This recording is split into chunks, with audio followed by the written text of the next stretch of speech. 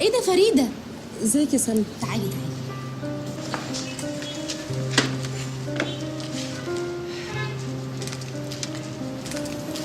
الحمد لله على السلامه يا سليم.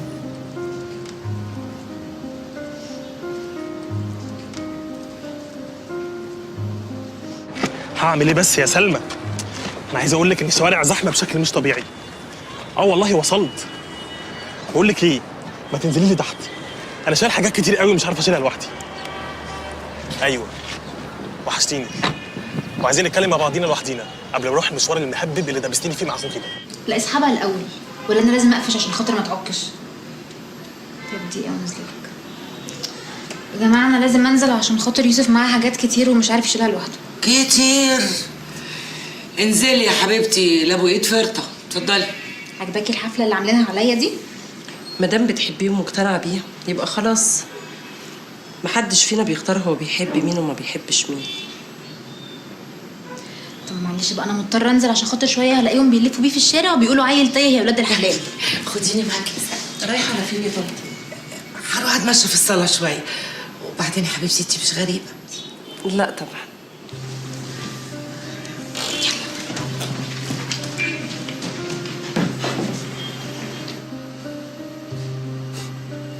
عمرك ما تتغيري. لسانك عامل زي المبرد ما بيرحمش. محدش فينا بيتغير يا سليم، ولو كان في حد بيتغير كنت اتغيرت انت.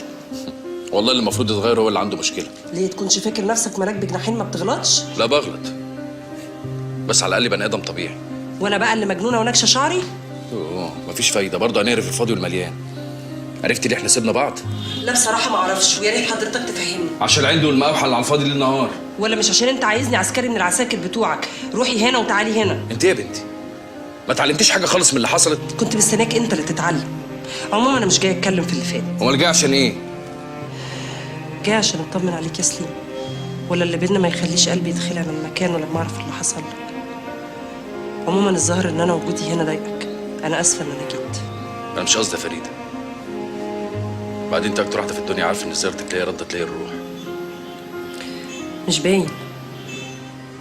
مش معنى ان احنا ما كملناش او ما اتجوزناش ان انا نسيت اللي بينا. بعد ما انت لسه قايله مفيش حد في ايده انه يحب مين وما يحبش مين. من امتى بقى بتقتنع بكلامي وبتوافقني عليه؟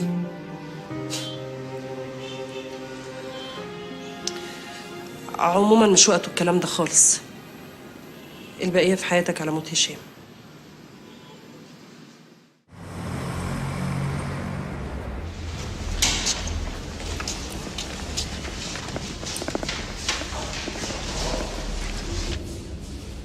بالله على السلامة يا وحش. الله يسلمك يا فايز بيه. يا ابو سليم، سمعت انك نزلت الجيم على خفيف كده. الله، شغل المباحث اشتغل علينا ولا ايه؟ اقول لك بيجيب كام ضغطه في التمرينه الواحده؟ والله يا باشا الشغلانه دي اللي جابت لنا الضغطه. خير يا فايز بيه؟ خير ان شاء الله. شيك قوي البدله دي، اكيد ذوق المدام. من وانا ملازم اول وانا سايب لها الجو ده، ماليش في موضوع البراندات والكلام ده. هي اللي بتختار وانا اقول لها حلوه يا مدام، جميل يا مدام. هما بيحبوا كده. هو في باشا ما سعادتك عارف ان انا مش متجوز، واكيد مش جايبني هنا عشان تعرف نوع البدله ايه، مش كده ولا ايه؟ انت ظابط يا سليم ومظهرك مهم جدا، انت واجهه للداخليه خصوصا وانت في المباحث. مباحث ايه؟ مش فاهم. قرار نقلك اتمضى امبارح من مساعد اول وزير الداخليه. ممكن اعرف ليه؟ احنا ظباط يا سليم، لما بنتكلف بامر ما بنسالش ليه، بنسال امتى. ايوه بس انتوا كده بتقدروني. وقتلك العاشور ما قدرش الجهاز كله. كنتوا عايزين نعمل ايه؟ اطبطب عليه؟ لا طبعا، بس انت ظابط ومسؤول عن تصرفاتك، وقتلك للراجل ده ضيع مننا معلومات ممكن تطلع منه. وبعدين ايه اللي هيحصل؟ هتسجن كام سنه ويتعلف زي الجاموسه ويطلع يعيش حياته عادي، مش كده؟ نصبت نفسك قاضي هتحكم خلاص؟ مش هو ده اللي القانون كان هيحكم لنا بيه؟ مفيش حاجه اسمها القانون يحكم لنا بيه، القانون ده عليا وعليك. ايوه بس ده مش يخصنا احنا.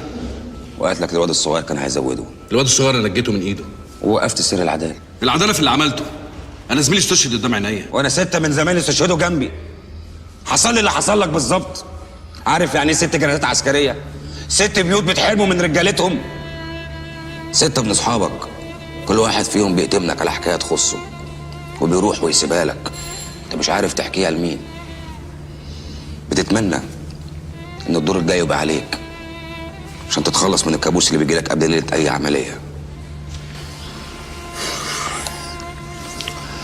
على فكره يا سليم، انا ممكن اعمل زيك واكتر كمان واقلبها عركه في حاره والاقي لنفسي 100 مبرر، بس انا ركزت اللحظه انا هنا ليه؟ وبلبس بدله العمليات الخاصه عشان ايه؟ عشان البدله دي بتبدل حالي من انسان عادي ممكن يعمل اي حاجه في اي وقت لظابط مسؤول عن تصرفاته. احنا غيرهم يا سليم، الرصاصه اللي بتخرج من خزنتك بتخرج بشرف، انما كده بقى اللي انت خرجتها دي ما جابتش حقه على فكره، ما جابتش حقه. صح، انت صح. دم هشام ما يكفوش دم كلب واحد منهم. على اذن سعادتك، ومبسوط اني شفتك. سليم، قرار النقل واجب النفاذ بعد اسبوع من دلوقتي. اوامر سعادتك.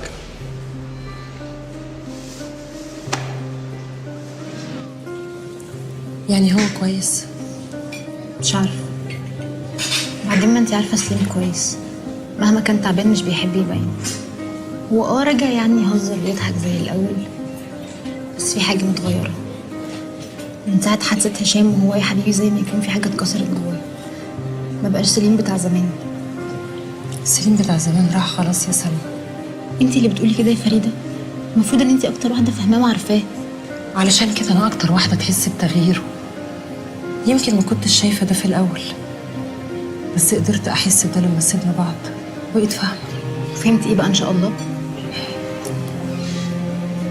اخوكي اطيب واحن راجل في الدنيا على فكره، بس شغلته دي من اول ما ابتداها وهي قاعده بتغير فيه، ويمكن يكون غصب عنه، ويمكن يكون هو نفسه مش حاسس بده. على فكره سليم لسه طيب وحنين وما اتغيرش زي ما انت بتقولي يعني. انت بتقولي كده بس علشان انت اخته الوحيده وهو اللي مربيكي، بس سليم اللي بينزل في الشارع وبيتعامل مع الناس واحد تاني خالص. ما انكرش ان موت هشام مأثر فيه، ويمكن تكون دي الحاجه اللي جابت اخره، بس التغيير ده حاصل له من الاول، من زمان قوي يا سلمى. بس انا سليم اخويا اصيل، يمكن ابدا حاجه تغيره. ممكن يكون تعبان مشدود، بس هيفضل زي ما هو سليم. يا ريت كل كلامك صح يا سلمى، كنت انا اول واحده هتفرح بيه. هو انا كنت عايزه اطمن عليه.